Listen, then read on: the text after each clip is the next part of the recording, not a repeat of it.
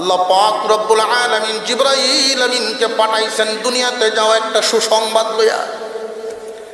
একজন মানুষের কাছে পাঠাইলেন, পৃথিবীর জমিনের একজন দামি মানুষ, এই দামি মানুষের কাছে একটা সুসংবাদ লইয়া যাও। ইদ্রিস আলাইহিস সালামকে আল্লাহ পাক পাঠাইলেন, উনি আসলেন, আইসা সুসংবাদ দিলেন। আল্লাহ পাক জানাইছেন এই মুহূর্ত থেকে আপনি যা করবেন আল্লাহ পাক ডাবল বদলা দিবেন। নামাজ পড়বেন 1 রাকাত, সওয়াব পাইবেন 2 রাকাত। দান করবেন 1 টাকা, সওয়াব পাইবেন 2 টাকা। সুবহানাল্লাহ বলবেন একবার, সওয়াব পাইবেন 2 বারের। অর্থাৎ যা করবেন ডাবল। এই দামি মানুষের নাম আল্লাহর একজন পয়গম্বর ইদ্রিস আলাইহিস সালাম। জিবরাইল আমিন সুসংবাদ দিছেন। সুসংবাদ পাইয়া ইদ্রিস আলাইহিস সালামের অন্তরের লোভ জাগ্রত হয়ে গেছে। উনারে লোভে পাইছে কিসের লোভ? বেশি দিন বাঁচার লোভ। রে ভাই জিবরাইল, সুসংবাদ যেইভাবে দিলেন আল্লাহর কাছে একটু দরখাস্ত করেন, আল্লাহ যেন একটু হায়াতও বাড়ায় দেয়। যেহেতু আল্লাহ সুযোগ দিয়েছেন, তাহলে কিছু নেকি কামাই, আখিরাতের বড় লোক হয়ে যাই। কাজ করবো, একটা বদলা হব। আমরা যদি সুযোগটা দিত, 1 ওয়াক্ত নামাজ পড়লে যদি 2 ওয়াক্তের সব পাওয়া যায়, তাহলে 5 ওয়াক্ত আমরা 2.5 ওয়াক্ত দিয়ে চালাই দিলাম। এশার আর ফজরটা কোন রকম বাঁচা গেল। জোরের 4 হাত 2 হাত ধরলাম, আর এশা ফজর মাফ। 2.5 ওয়াক্ত হলে তো 5 ওয়াক্ত সব পাইতেছি। দার্সে জীবনযাপন করলাম, অসুবিধা আছে। কিন্তু ইদ্রিস আলাইহিস সালাম তিনি চিন্তা করেন দুনিয়া তো স্থায়ী নয়। এই দুনিয়ায় আমাদের হায়াত কম, কিন্তু স্বপ্ন বেশি। আর যেই জায়গার হায়াত বেশি, ওই জায়গা নিয়ে কোনো স্বপ্নই নাই। ইদ্রিস আলাইহিস সালাম জিবরাইল আমিনের কাছে দরখাস্ত জানাইলেন, আল্লাহকে একটু বলেন হায়াত বাড়ায় দেওয়ার জন্য। জিবরাইল আলাইহিস সালাম বলেন, এই অধিদপ্তরের তো আলাদা দায়িত্বশীল আছেন, এই অধিদপ্তর আমার আন্ডারে নয়। আজরাইল আলাইহিস সালামের আন্ডারে হলো ওই অধিদপ্তর। কার কখন মরণ হবে এই দায়িত্ব আজরাইলের। আর আজরাইল আলাইহিস সালাম আদমকে বানাইবার সময় মাটিটা উঠাইছেন আজরাইল আলাইহিস সালাম। জিবরাইল পারেন নাই, মাটির কান্না শুনে উনি চলে আসছেন।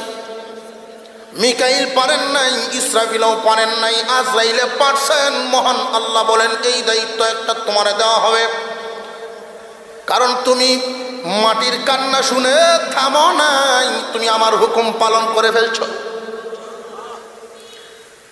জান কবজ করার দায়িত্ব কার? আরো জোরে সিনন্নি। আজরাইলকে কি পছন্দ করেন? তো দেখুন যে ও পছন্দ করেন না, যে সাবধান। অপছন্দ করেন বা পছন্দ করেন, যাই হোক সাক্ষাৎ কিন্তু হবেই। আর একটু জোরে কর। এমন কোনো মানুষ নাই যার সাথে সাক্ষাৎ হয় নাই। দাদার সাথে সাক্ষাৎ হয়েছে, বড় আব্বার সাথে সাক্ষাৎ হয়েছে, বাবার সাথেও সাক্ষাৎ হয়েছে, আমি বাকি থাকবো না।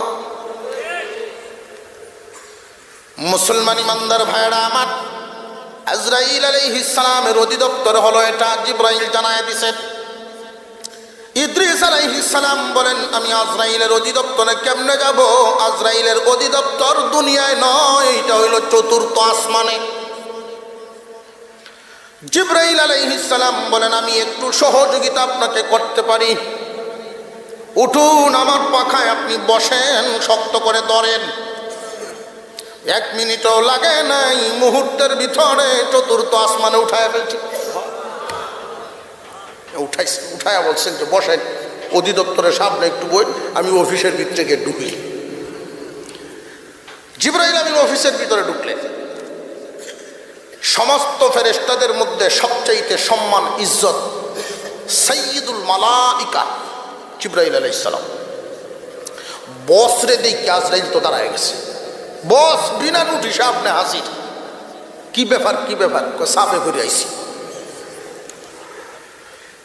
কি ব্যাপার? কোন সাপ? আল্লাহর বান্দা ইদ্রিস আলাইহিস সালাম আল্লাহর পয়গম্বর, আল্লাহ পাক আমাকে দিয়া কবর পাঠাইছেন সুসংবাদ। এই সুসংবাদ শুইনা তো ইদ্রিস আলাইহিস সালামের ঘাড়ে লুভ সোয়ার হয়ে গেছে। হায়াত বাড়ানোর দোয়া করবার জন্য উনি বলতেছেন, আমি বলছি এই অধিদপ্তর আমার আন্ডারে নয়, এটা আজরাইলের আন্ডারে। এই জন্য আসলাম, আল্লাহর কাছে একটু দোয়া করেন হায়াত বাড়ানো যায় কিনা। আজরাইল আলাইহিস সালাম ওনার সামনে একটা টেবিল থাকে, টেবিলের দিকে তাকায় দেখেন একটা নোটিশ এনে আছে। প্রত্যেকদিন সকালবেলায় একটা নোটিশ ওনার টেবিলের মধ্যে পাঠানো হয়। এই নোটিশটা উনি লইলেন হাতে, লইয়া দেখাই তিনি জিজ্ঞাসা করতেছেন, এই মুহূর্তে আল্লাহর পয়গম্বর ইদ্রিস কই? জিবরাইল আলাইহিস সালাম বলেন, ইদ্রিস তো আছেন আপনার অফিসের সামনেই বসা।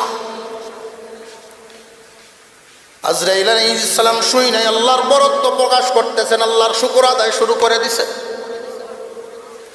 আরে আজরাইল, আল্লাহর শুকরিয়া আদায় করেন, কারণটা কি? আমার কথার কোনো জবাব দেন না।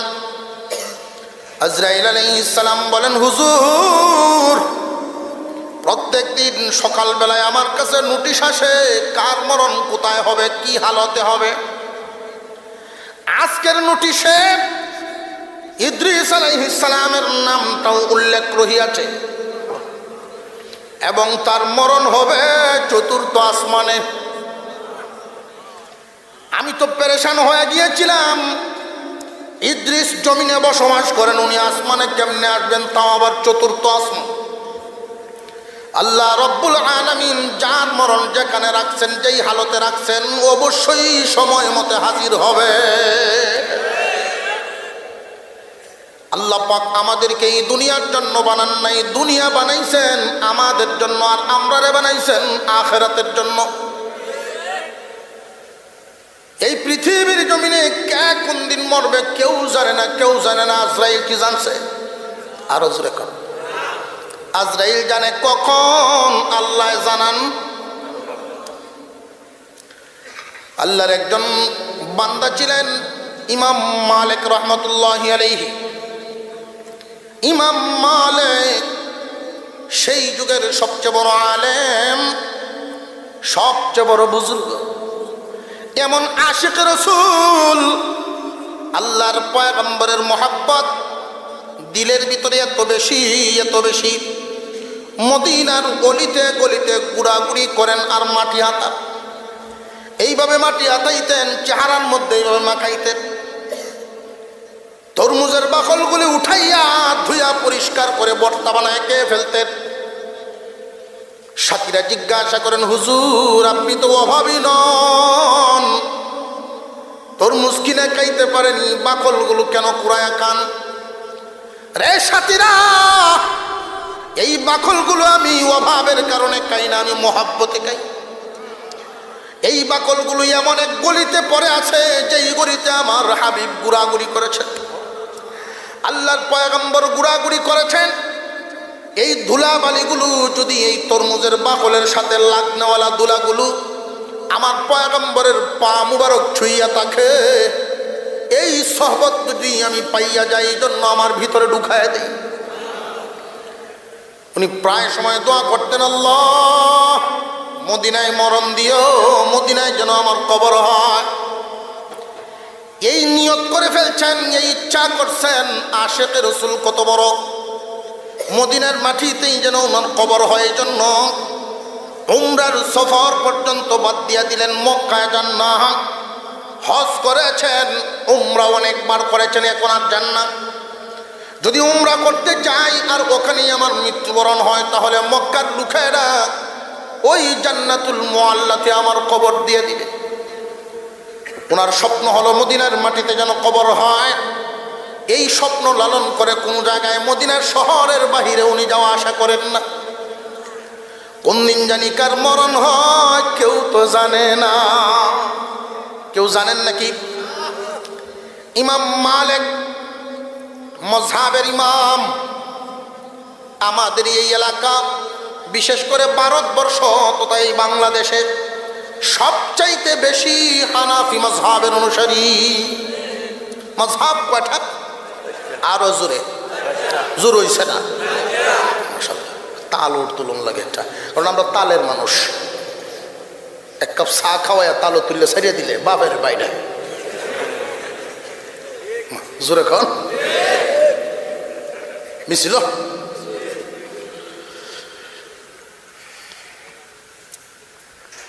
চার মাযহাবের এক মাযহাব আমাদের সবচেয়ে বড় মাযহাব, সবচেয়ে বড় ইমাম। আমরা ইমাম আবু হানিফা রাহমাতুল্লাহি আলাইহি এর অনুসারী। এই চার মাযহাবের যে কোনো একটা মাযহাব মনে যদি কেউ চলে, সঠিক পথে আছে। চারটার বাহিরে যাওয়ার অনুমতি নেই, গুমরা হয়ে যাবে।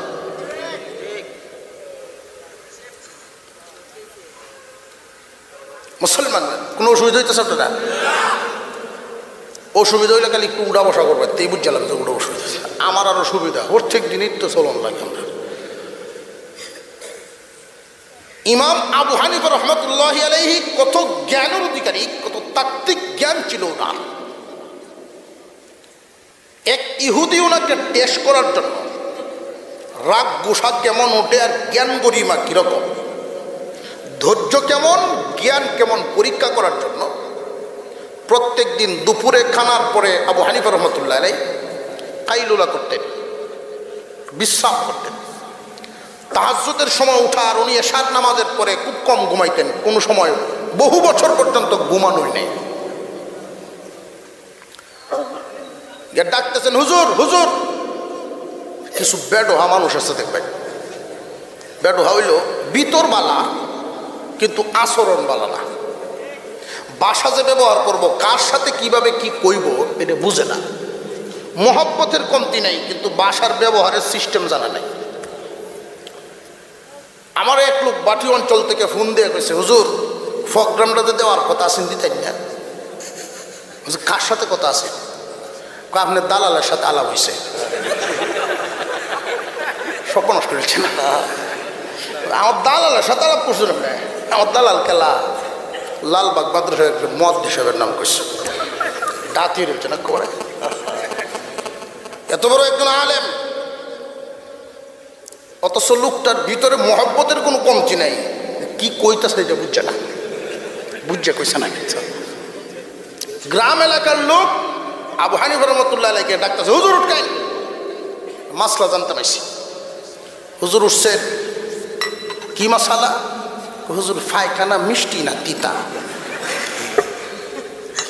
কোনছে পায়খানা মিষ্টি না তিতা একটু কয়ে দেবেন। হুজুর বলতেছেন কালকে আইও। হুজুর হনে কোন এখন আমি খাইয়া দেখছি, আলামত দেখান লাগতো না, যাও কালকে আইও। কাচ্চা হুজুর গেলাম না। পরের দিন একই টাইমে এসে জাগাইছে। আবু হানিফা রাহমাতুল্লাহি আলাইহি বলেন, যতক্ষণ কাঁচা থাকে ততক্ষণ এটা মিঠা থাকে, যেই শুকায়া যায় তিতা হয়ে যায়। হুজুর কি ব্যাটার হয়েছিল আপনি? আপনি কি ব্যাটার হয়েছে?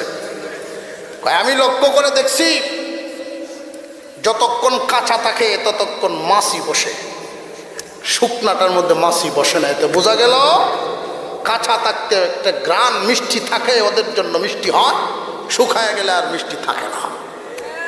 সুবহানাল্লাহ কইতেন না? চারো মাযহাবের লোক একসাথে মক্কা নগরী পাওয়া যায়। নামাজের ভিতরে নাভির নিচে হাত বাঁধা, কেউ নাভির উপরে হাত বাঁধে, কেউ বুকের উপরে, কেউ সাইডে দেওয়া। আফ্রিকান মানুষ কালো পার্টি, এরা সাইডে দেয় বেশি। আমরা বাঙালিরা তো বেশিরভাগ হজে যায় এমন টাইমে সব কিছুর থেকে ফারেক হইয়া। ধনী মানুষ যুবক, যদি ধনী হয় যুবক হইলে হজ ফরজ হইত না? আপনারা যেমনি মাথা লড়াইতেছেন যে না বুঝো, ধনী হইছে বয়স যুবক, হজ ফরজ হইত না? না বুড়ো হন লাগবো?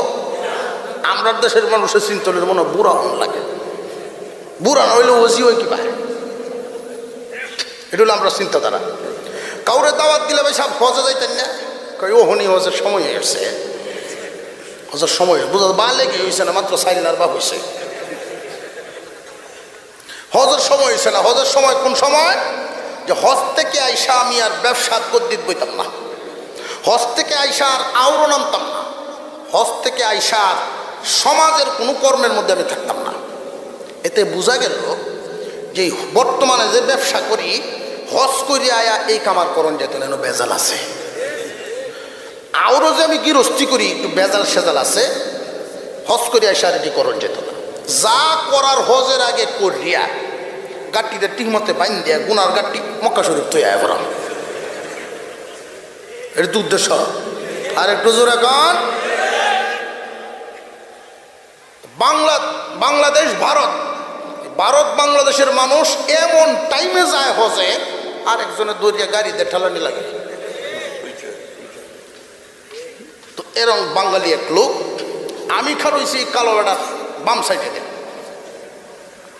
আর উনি কারোছে ডাইন সাইডে দেয়। এক কাতারে খারইলে মোটামুটি চোখের একটা দৃষ্টি, আলোর একটা সাহিত্য পড়ে, ছায়া পড়ে একটা।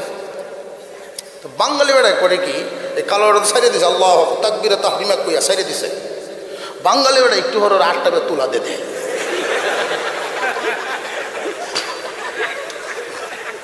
বাংলাদেশের জীবনে দেখতে অভ্যাস নাই, আপ তুলা দে দেয়, সাইডে দেয়।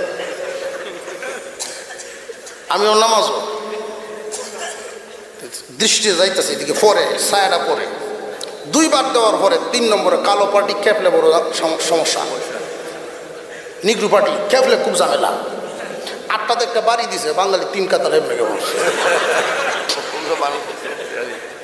খুব সাংঘাতিক উসালামা বডি বেড়ায়। এখন তো বেটা বাংলা ভাষায় গাইল শুরু করলো, আমার আর নিয়ত নাই। সাইডিয়া দিয়ে বেড়ার এবার ঠিক আছে, আপনি কিতা করতেছেন নিয়ত করে সারা রামলের টামলে বড় আপনি এন দেন আমার দেন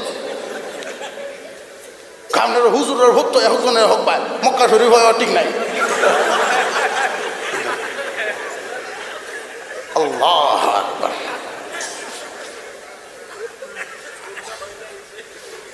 এহক জনের এহক সৃষ্টি। ইমাম মালিক রহমতুল্লাহ আলাই, উনিও এক মাযহাবের ইমাম। লোকটাকে ছোট না অনেক বড়, মর্যাদা কম না অনেক বেশি। ইমাম মালিক রহমতুল্লাহ আলাইহি আশিক রাসূল, উনার মনের আশা হলো মদিনায় মরণ হবে, মদিনায় যেন কবর হয়, এটাই হলো ওনার মনের তামান্না। আশা করতে করতে একদিন আল্লাহর পয়গম্বরকে স্বপ্নে দেখে ফেলছেন। নবীজি সাল্লাল্লাহু আলাইহি ওয়াসাল্লামের সাথে বিভিন্ন দিকের আলোচনা করেছেন স্বপ্ন যুগে। হঠাৎ করে জিজ্ঞাসা করে ফেলছেন, হুজুর আমি আর এই দুনিয়ায় কতদিন বাঁচবো, আমার একটা ইঙ্গিত দেন, আমার একটু বলে দেন আমি কতদিন বাঁচবো। স্বপ্ন যুগেই নবীজি সাল্লাল্লাহু আলাইহি ওয়াসাল্লাম মুখে কিছু বলেন নাই, শুধু একটা হাত উপরে উঠাইয়া 5 আঙ্গুল দেখাইছেন। ঘুম ভেঙে গেছে, স্বপ্ন শেষ। ঘুম থেকে উঠে উনি পেরেশান হয়ে গেলেন, হায় রে কি দেখলাম আমি কি 5 দিন বাঁচবো নাকি 5 সপ্তাহ নাকি 5 মাস নাকি 5 বছর। পেরেশান হয়ে গেছেন, এমন পেরেশান যে আগে জানতাম না, এটাই ভালো ছিল, জিজ্ঞাসা করেছি পেরেশানি আরো বাড়ছে। তৎকালীন জামানায় একজন স্বপ্নের ব্যাখ্যাকারী ছিলেন মুহাম্মদ ইবনে সিরিন রহমাতুল্লাহি আলাইহি। তাবিরুর রুইয়া কিতাবের লেখক মুহাম্মদ ইবনে সিরিন। মুহাম্মদ ইবনে সিরিনের বাড়িতে ওনার খাদিমকে পাঠায় দিলেন, আমার নাম বলবি না, শুধু স্বপ্নটা বলবি, এটার ব্যাখ্যা কি যাই না। অনেক মানুষ এমন আছে নিরিবিলি আল্লাহওয়ালা, কিন্তু সমাজের মানুষ চিনে না, সমাজের মানুষ জানে না, নিজেকে প্রকাশ করতেও পছন্দ করে না। আর এমনও আছে সূরা খেরাত যেটাই জানো ফাঁক আর জোরে কর লাডি লোক একটা সামা জুব্বা ফিনবো কুসমা পোশাক আশাকে জিব্রাইল সাদ তো ভাই জানে না কিস্তা কিছু কিছু জায়গা পোশাকের সাংঘাতিক বিপদ ফেলায় কইতা অসুবিধা নাই তো মুসলমান ভাইরা সৌদি আরব তো একবার হজ করে আসছে বাপের পোশাক আশাক জুব্বা জাব্বা লয়ে আসছে কুতে চিন্তা হল আচ্ছা যে একটু ভিন্দে দিই কিরম লাগে বেড়া ভিন্দেছে ভিন্দে আয়নার সামনে গিয়ে দেখে মাশাআল্লাহ সুন্দরই লাগে একটা গুরান দেয় বাইরে হয়েছে গুরান দেয়া জিন্দিগিতে এই পাঞ্জাবি ভিনছে না মানুষ তো মুখের দিকে না চাইলে পোশাক দেখে সালাম আলি দেওয়া শুরু করছে করি বাবারি বাবা মর্যাদা তো বাড়ছে খুব সাংঘাতিক গুরানের এরিয়া বেড়া বাড়াই আছে এরিয়া যখন বাড়াই আছে সময় তো বেশি লাগতেছে এরকম একটা ছোটো বাজার এই বাজারের ভিতরে গিয়ে বইছে মানুষের সমানে সালাম দিতেছে নামাজেরও টাইমে এসছে বুঝতে পারবেন ইমাম নাই তো সাপ্তাহিক বাজার নির্দিষ্ট ইমাম নাই কেলা ভরাইব একজনের ঠেলায় হঠাৎই হুশাক দিকতে আর অসুবিধা নেই এই যায় আসছে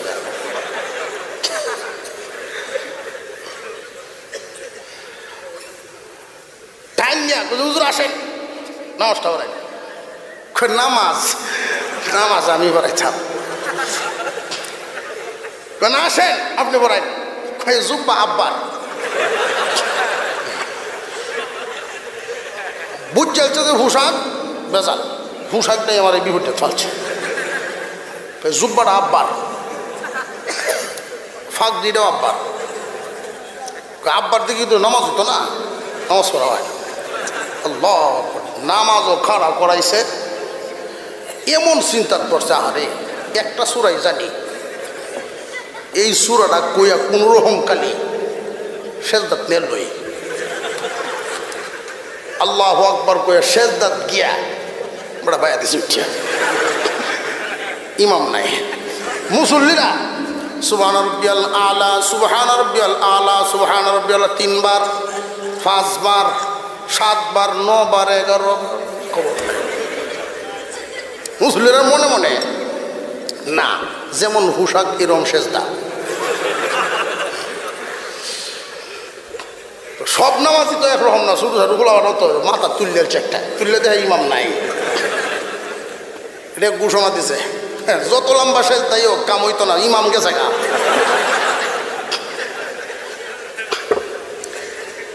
সব মানুষ উঠে একটা শিক্ষার ফাঁকা এমন একটা কাম হলো কুজাবার হুটকে লাইলা দৌড়া একে দর্শে কত ছুটে একটা যাইতে পারি এরকম একটা কাম হচ্ছে এমন বিভূত হলে আমি জানি কিস্তা বিয়া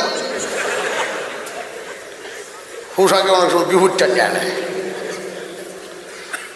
ইমাম মালিক রহমতুল্লাহ আলাইহি ওনার খাদিমকে পাঠাইছেন মুহাম্মদ ইবনে সিরিনের বাড়িতে গেলেন ব্যাখ্যা জানার জন্য স্বপ্নের ব্যাখ্যা আল্লাহ পাক রব্বুল আলামিনের পয়গম্বরকে স্বপ্নে দেখছেন একজন মানুষ স্বপ্নে দেখেছেন ইন্তেকাল কবে হবে এটা জিজ্ঞাসা করেছেন নবীজি মুখে কিছু বলেন নাই শুধু 5 আঙ্গুল দেখাইছেন এটার ব্যাখ্যা কি হবে আপনি বলে দেন মুহাম্মদ ইবনে সিরিন রহমাতুল্লাহি আলাইহি জিজ্ঞাসা করলেন লোকটাকে স্বপ্নদ্রষ্টার নাম বলো স্বপ্নটা কে দেখছেন খাদিমে কয়ে ধরেন আমি দেখছি মুহাম্মদ ইবনে সিরিন বলেন এমন স্বপ্ন দেখার যোগ্যতা আমি তোমার মধ্যে দেখছি না এখন যদি বলে আরেকজনে দেখছে তাহলে তো অসুবিধা ঘুরে চলে আসছেন আয়েশা ইমাম মালিকের কাছে বলছেন হুজুর পেশ লেগে গেছে যিনি স্বপ্ন দেখেছেন তার নাম জানতে চাই আমি নাম বলি নাই কারণ অনুমতি দেন নাই ইমাম মালিক রহমতুল্লাহি আলাইহি নিজেই চলে গেলেন মুহাম্মদ ইবনে সিরিনের বাড়ির সামনে খবর দিলেন ইমাম মালিক আসছে যেই মাত্র খবর পাইছেন ইমাম মালিক ওনার গেটের সামনে দাঁড়ায় রয়েছেন আল্লাহর বান্দা মুহাম্মদ ইবনে সিরিন এমন একটা দৌড় দিছিলেন গেটের দিকে এত বড় একজন আলেম আমার বাড়ির সামনে আসছেন রহমতের দরজা খুলতেছে কারণ যে যে জিনিস চিনে দাম দিয়া কিনে, যে চিনে না এমনি দিলেও কিনে না। অনেক মানুষ আছেন আলেম ওলামাদের মর্যাদা দিতে জানেন, অনেকেই জানেন না। কারুর বাড়ির সামনে যদি কোনো আলেম যান কোনো প্রয়োজনে, আলেম ওলামারা তো যার যার প্রয়োজন পেশ করবেন। কেউ যাবেন মাদ্রাসার কোনো প্রয়োজন নিয়ে অথবা কোনো দিনই প্রয়োজন। আলেম ওলামা যদি আপনার সামনে কোনো জরুরত পেশ করেন, তৌফিক অনুযায়ী সহযোগিতার হাত বাড়ায় দিবেন। সবচেয়ে গুরুত্ব যেটা দিবেন, আলেম আপনার বাড়ির সামনে গিয়েছেন, মর্যাদা দেখাইবেন, সম্মান দেখাবেন, তৌফিক অনুযায়ী ওনার আপ্যায়ন করবেন। আবু হুরায়রা রাদিয়াল্লাহু তাআলা আনহু বর্ণনা করেন, রে নবীর উম্মত, কারোর যদি মনে এমন ইচ্ছা হয় নবী যদি পাইতাম তাহলে নবীজিকে আমি নাস্তা করাইতাম। আল্লাহর পয়গম্বরকে যদি পাইতাম এই জীবনটা পয়গম্বরের সাথে কাটায় দিতাম। আল্লাহর পয়গম্বরকে যদি পাইতাম তাহলে আমি নবীজির সঙ্গ হইতাম, সহযোগিতা করতাম। আবু হুরায়রা রাদিয়াল্লাহু তাআলা আনহু থেকে বর্ণিত হাদিস, তিনি জানায় দিলেন আল্লাহর পয়গম্বর বলছেন নবুয়তের দরজা বন্ধ হয়ে গেছে। আলেম উলামারা নবীগণের ওয়ারিস, নাইবে নবী, নবীগণের ওয়ারিসদেরকে যারা সম্মান করবে নবীকে সম্মান করার সওয়াব পাবে। নবীগণের ওয়ারিসদের সাথে যারা সঙ্গ দিবে নবীর সাথে সঙ্গ দেওয়ার সওয়াব পাবে। নবীগণের কাজে যারা অংশগ্রহণ করবে নবীর কাজে অংশগ্রহণের সওয়াব দেওয়া হবে। এটা কি সবাই বুঝে? দেখবেন অনেক ভদ্রলোক এমন আছে, সমাজের ভদ্রলোক, আলেম ওলামারা বাড়ির সামনে গিয়া যদি খবর দেয় অমুক ভাই বাড়িতে নি খবর লট, পারলে ফিসের দরজা দিয়ে বাধ্য চাইব, না জানি কি তার দর পয়সা মারে। পিছনে যদি কোনো দরজা না থাকে বাচ্চাদেরকে ফাটা গিয়া কহ হুজুর বাড়িতে নেই, আব্বা বাড়িতে নেই, গিয়া খোঁজা। তা শুরু বাচ্চা এটা বুঝে না, গিয়ে এইটাও গিয়ে কইতেছ আব্বা কই দিছে আব্বা বাড়িতে নাই।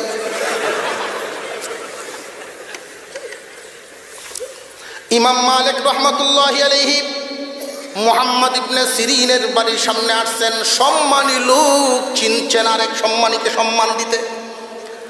এক দৌড় দিয়ে গেটের সামনে গিয়া বলেন, হুজুর আপনি আমার বাড়ির সামনে কারণ কি? যে আমি আমার খাদিমকে পাঠাইছিলাম সকালবেলা, যে হুজুর আপনি পাঠাইছিলেন, যে হ্যাঁ এই স্বপ্নকে আপনি দেখছেন? জি হুজুর, কসম করে বলতে পারি আমি তখনই মনে মনে ধারণা করে নিয়েছিলাম আপনার ব্যাপার। কারণ এই জামানায় এমন স্বপ্ন আপনি ছাড়া আর কেউ দেখতে পারে না।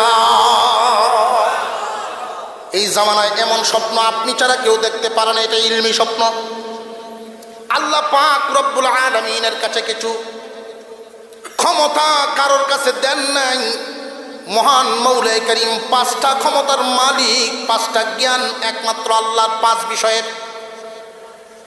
আপনি জিজ্ঞাসা করেছেন হুজুর আমি কোন দিন মরব, কতদিন বাঁচবো, এই ব্যাপারে আল্লাহর পয়গম্বর আপনারে 5 আঙ্গুল দেখাইছেন।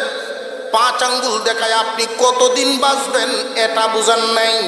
আপনাকে বুঝাইছেন সূরা লুকমানের শেষ আয়াত। সূরা লুকমানের শেষ আয়াতের দিকে ইঙ্গিত করা হয়েছে, ওই দিকে তুমি নজর দাও। ওইখানে 5টা বিষয় উল্লেখ করা হয়েছে। 5টা বিষয়ের জ্ঞান একমাত্র আল্লাহর, আমি নবীকেও আল্লাহ জানান না। প্রথমে বললাম আজরাইলও জানে না, এখন বললাম নবীও জানে না। একমাত্র জানেন কে? আল্লাহ পাক রব্বুল আলামিন আমার তিলাওয়াতকৃত আয়াতের মধ্যে একটা ঘোষণা দিয়েছেন। মহান মৌলাই করিম মানব জাতির মধ্যে সবচাইতে পছন্দ করেন ঈমানওয়ালাকে। একজন ঈমানওয়ালার দাম কি পরিমাণ! একজন ঈমানওয়ালা যতদিন পর্যন্ত দুনিয়ার বুকে বেঁচে থাকবে বিশাল বিশাল আসমানগুলো আল্লাহ ভাঙবেন না।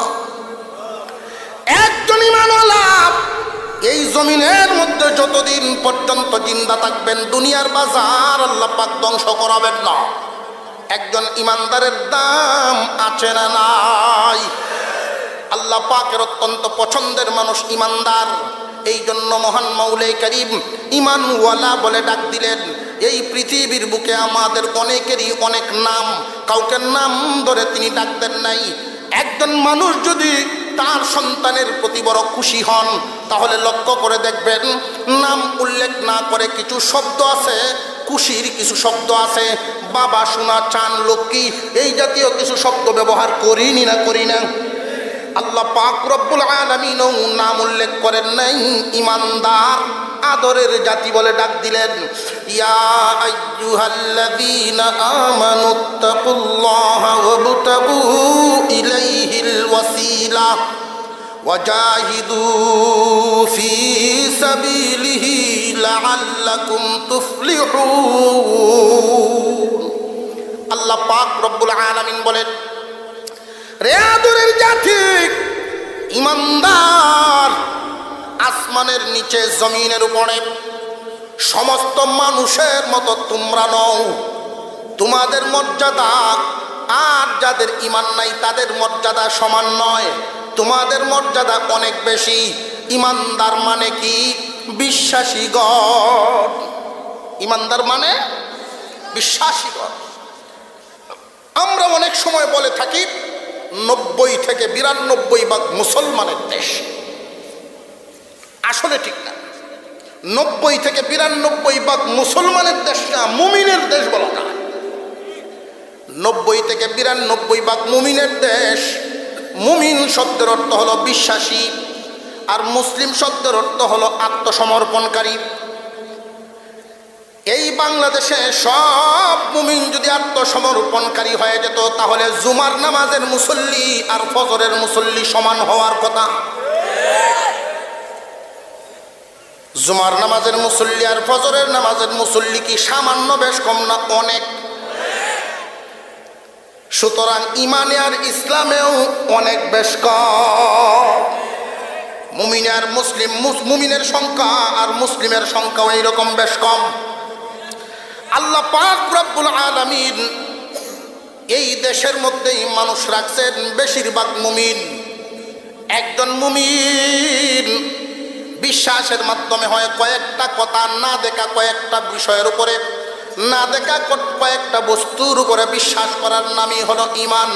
কয়েকটা বিষয়ের উপরে বিশ্বাস করা। 1 নাম্বার, আল্লাহকে কি আমরা কোনোদিন দেখছি? আরো জোরে, জোর হইছে না? আল্লাহ পাক রব্বুল আলামিন একক। আল্লাহ কয়জন? আল্লাহ একজন। এক আল্লাহর উপরে আমাদের বিশ্বাস আছে না নাই? কোনো কমতি আছে না ঠিক আছে? ঈমানের কথাগুলো বলছি। এক আল্লাহ। ফেরেশতাদের উপরে বিশ্বাস আছে না নাই? ফেরেশতাও দেখি নাই, আল্লাহর ফেরেশতা আছে না নাই? জোরে আওয়াজ দিয়ে বলবেন। এটা ঈমানি কথা এগুলো। আপনি কি ঈমানদার কিনা এটা আপনার জানার দরকার। কারণ দুনিয়ার কোনো মানুষ যদি আপনাকে বলে আপনি কাফের হয়ে গেছেন, বুকে হাত দিয়ে বলবেন আমি কাফির নই, কারণ এই কয়েকটা কথার উপরে আমার বিশ্বাস আছে। এই জন্য আমি মজবুতির সাথে বলতে পারি আমি ঈমানদার। আল্লাহর উপরে বিশ্বাস করা, ফেরেশতাদের উপরে বিশ্বাস করা, নবীগণের উপরে বিশ্বাস করা, কিতাব সমূহের উপরে বিশ্বাস করা। আল্লাহর কোরআনে কোনো ভুল আছে নাকি? আল্লাহর কোরআনে কোনো ভুল নেই। তকদিরের ভালো মন্দ কার পক্ষ থেকে? আরো জোরে। কিয়ামতের কঠিন ময়দানে আল্লাহর সামনে দাঁড়াতে হবে, এতে কোনো সন্দেহ আছে নাকি? এই যে কয়েকটা কথা আপনারা বিশ্বাস করেন, এইটার নামই ঈমান। এই বিশ্বাসটার দাম কত? বিশ্বাসটার দাম কিন্তু অনেক। এই পরিমাণ বিশ্বাস একজন মানুষের ভিতরে যতক্ষণ থাকবে কিয়ামত হবে না। একজন মানুষ যতক্ষণ পর্যন্ত এরকম বিশ্বাসী ঈমানদার থাকবে ততক্ষণ পর্যন্ত কিয়ামত হবে না। আর এই বিশ্বাসের বদৌলতে আল্লাহ পাক দান করবেন আল্লাহর তৈরি জান্নাত। আল্লাহর তৈরি জান্নাতের মালিক বানাবেন এক একজন ঈমানদারকে আল্লাহ পাক। মুসলমান ভাইরা, আমার যেই কথাটা আপনাদেরকে বোঝানোর উদ্দেশ্য, এই পৃথিবীতে কি আমরা থাকতে পারবো না জাওন গা লাগবো? থাকা যাইব না জাওন গা লাগবো? এখনই যাওন গা না, অনেকেই আছে এখনই যাওন গা। খুব বেশি রাইত হইছে না, দোয়া করে লাইন আর কিছুক্ষণ চলত চলার হককে বুঝি, কারণ বুড়াবুড়ির দেশ, আমরা গণতন্ত্রের দেশ, ফক্ক বিফক্কের ব্যাপার স্যাপার আছে। চলতো এই হককে বুটকে লাগালা দিবেন, একটু হাত তুললেন নারায়ে তাকবীর, নারায়ে তাকবীর, আত্মা লাগবে। বুড়াবুড়ির একটা মজা আছে আলাদা, দেখেছি এই পারে পোস্টারটা নাই, দেখেছি এক বেটা বুট কেন্দ্র গিয়া দেখে বেটার বুট আরেক বেটা দেখছে, বুঝতে পারে না, আরেকজনে দেখছে, হইতেছে না চাচা আপনার বইতে গেলে আপনার শাশিরটাও তো হয়ে উঠছে, এখন তোমরা কান্দন শুরু করছে। তো চাচা কান তখন কেন লাগে বুট দেখছি তো কিন্তু আরেকবার বাচ্চা তাহলে দি ভাই আমি এলেন কান্তাছি না, আমি কান্তাছি তোমার শাশি যে বুট দিয়ে গেল 3 বছর হয়েছে মরছে, আমার দেখতে তো গেল না, 3 বছর হয়েছে মারা গেছে, বেটির বুটও দেখছে। এইটাই তো কারবার দেশটার মধ্যে। আল্লাহু আকবার। মুসলমান ভাইরা আমার, এই পৃথিবীর জমিনে আমরা চিরদিন থাকতে পারবো না, এই বিশ্বাসটুকু আমাদের আছে। আর অজরে কাট, এই দুনিয়ার জমিন থেকে যদি একজন মানুষ সফলতা চায়, ইহকাল এবং পরকালের সফলতা যদি কেউ চায়, আল্লাহ পাক রব্বুল আলামিন আদর করিয়া এই শব্দের মাধ্যমে ডাক দিয়েছেন, ইয়া আইয়ুহাল্লাযীনা আমানুত্তাকুল্লাহা ওয়াবতাগু ইলাইহিল ওয়াসিলা ওয়াজাহিদু ফি সাবিলিহি লাআল্লাকুম তুফলিহুন।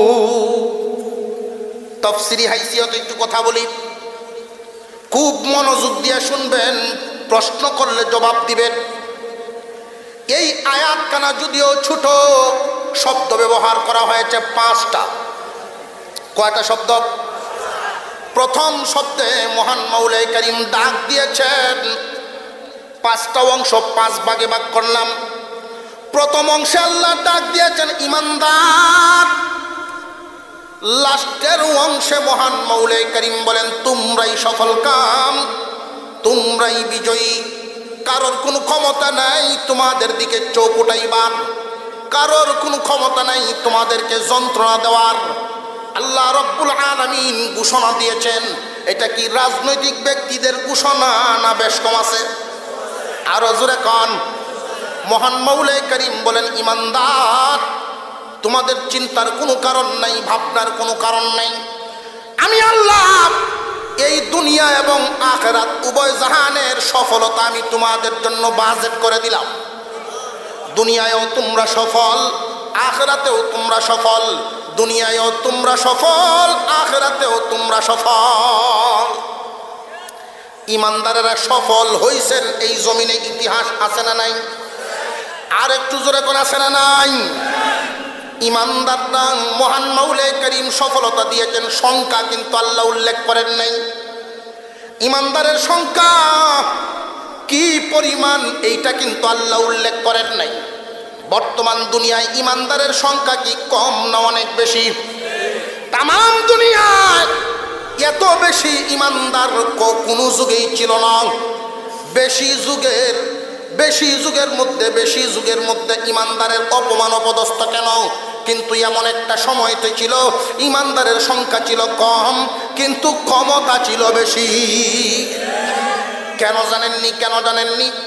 ইমানদারের মধ্যে গুণ ছিল, গুণ 3টা গুণ ছিল ইমানদারের মধ্যে। আমার তিলাওয়াতকৃত আয়াতে 5টা অংশ এই জন্য করলাম।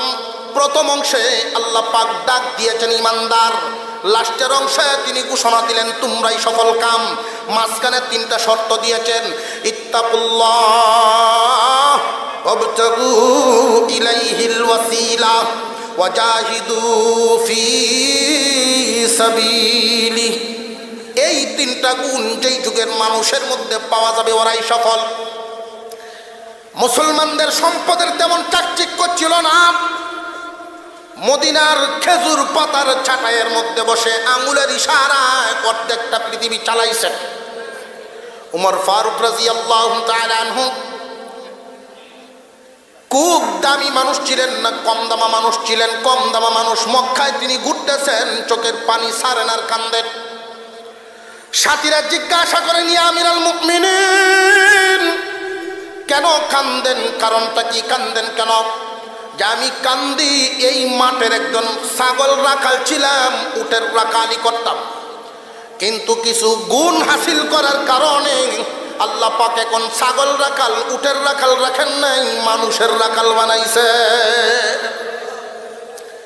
শুধু মানুষের উপর ওনার কর্তৃত্ব নয়, মহান আল্লাহ পাক রব্বুল আলামিন ওনার দাম এমন বাড়াইছেন, এমন মর্যাদা বাড়ছে। আল্লাহ পাক রব্বুল আলামিন গুণগুলো বর্ণনা করেছেন। এক নম্বরে গুণ তোমাদের মধ্যে আনবা ইত্তাকুল্লাহ, আল্লাহকে ভয় করিয়া চলবা। আল্লাহকে কেমনে ভয় করে চলবা? এই দুনিয়ার জমিনে চলতে ফিরতে সব সময় সাবধানতার সাথে কদম বাড়াইবা। তুমি আল্লাহকে দেখো আর না দেখো, আল্লাহ কিন্তু তোমাকে দেখতেছেন। তুমি আল্লাহকে দেখো আর না দেখো, আল্লাহ আমাদেরকে দেখছেন না দেখছেন না। একজন মানুষ আল্লাহকে দেখায়া কোনো সময় গুনার কাজ করতে পারে না। এই চিন্তাটা যার মনে থাকবে যে আল্লাহ আমাকে দেখতেছেন, ওজনে কম দিতে পারবে না। যেই মানুষটা চিন্তা করবেন আল্লাহ আমাকে দেখতেছেন, পরনারীর দিকে দৃষ্টি দিতে পারবে না। যেই মানুষটা ভাববে আল্লাহ আমাকে দেখতেছেন, আল্লাহ নারাজ হন, এমন কাজ করবে না। এক নাম্বার গুণ, আল্লাহকে তোমরা ভয় করবা। দুই নাম্বার, ওয়াবতাগু ইলাইহিল ওয়াসিলা, আল্লাহর নৈকট্য পাওয়ার জন্য একটা মাধ্যম তালাশ করো। আল্লাহর নৈকট্য পাওয়ার জন্য মাধ্যম তালাশ করো। ওসিলা অর্থাৎ এমন একটা মাধ্যম, আল্লাহর নৈকট্য পাওয়ার চেষ্টা করো, আল্লাহর নৈকট্য পাওয়ার চেষ্টা করো। এখানে ওসিলাটা ব্যবহার হয়েছে সিন শব্দ দিয়া, খুব ভালো করে বুঝবেন। এই ওসিলা অর্থাৎ আল্লাহর সাথে যে সম্পর্ক তৈরি করবা, আল্লাহর সাথে সাক্ষাতের মহব্বতের যে উসিলাটা তালাশ করবা, এটা মহব্বতের উসিলা, মহব্বতের সাক্ষাৎ, আল্লাহর সাথে মহব্বতের নৈকট্য। যেমন ধরেন একদল মানুষ রাত্রিবেলায় টাকা পয়সা নিয়ে আসতেছে, ডাকাত দলের সাথে সাক্ষাৎ হইছে। ডাকাত দলের সাথে দেখা হওয়া, এটা কি মহব্বতের দেখা না শত্রুতার দেখা? শত্রুতার দেখা।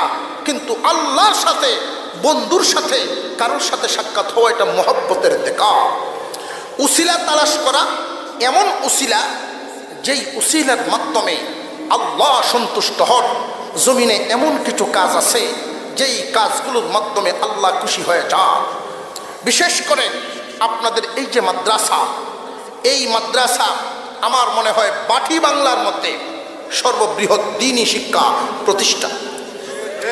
সর্ববৃহৎ দ্বীনি শিক্ষা প্রতিষ্ঠান আল্লাহ তাআলা আপনাদের মাধ্যমে চালাইতেছে। এই যে আপনাদের মাধ্যমে এত বিশাল এক প্রতিষ্ঠান আল্লাহ চালাইতেছেন, মহান মৌলাই করিম কোন এলাকায় যদি কোনো একটা মাদ্রাসা প্রতিষ্ঠান করার তৌফিক দেন, তাহলে বুঝবেন আল্লাহ চাইতেছেন বস্তাতবরিয়া এলাকাবাসীকে জান্নাতে নেওয়ার জন্য। আল্লাহ তাআলা যেন কোনো না কোনোভাবে, চারটা পদ্ধতি আছে কোরআনের সাথে সম্পৃক্ত থাকার। কয় পদ্ধতি? চারটে পদ্ধতি।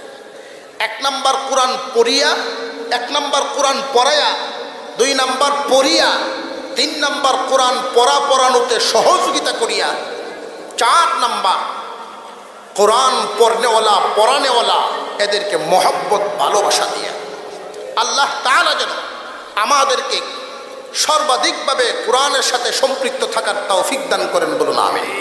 আর একটু জোরে বলেন আমিন। আত্তাহিয়াতুর সূরাতে বসেন, আস্তাগফিরুল্লাহ, দুরূদ শরীফ পড়েন।